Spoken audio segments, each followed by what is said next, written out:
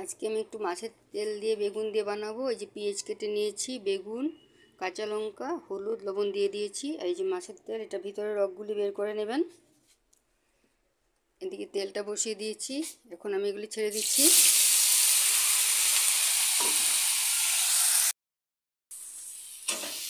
একটু ভেজে নেব আমি।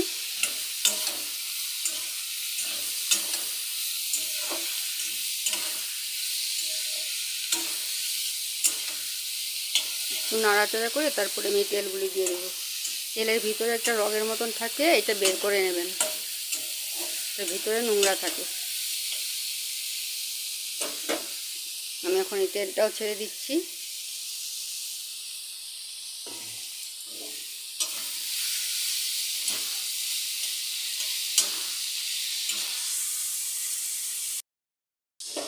এটা কাতল মাছের তেল। যারা তেল খেতে ভালোবাসে তাদের জন্য, যারা ভালোবাসে না ওরা তো বুঝবে না এটা খেতে কেমন লাগে।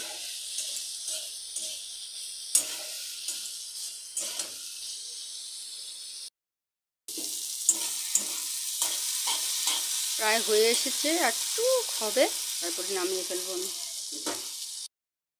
এই যে আমার এটা হয়ে গেছে, এখন নামিয়ে নিই আমি। দেখেন কত তেল। এখন আমার এটা রেডি।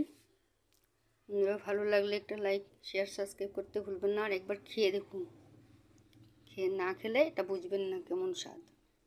যারা খেয়েছেন তারা তো জানেনই কেমন স্বাদ। আজকের জন্য আসি তাহলে। Thank you. ভালো থাকুন, সুস্থ থাকুন। আবারও আরেকটা রেসিপি নিয়ে আসছি আপনাদের সামনে। আজকে আসি তাহলে।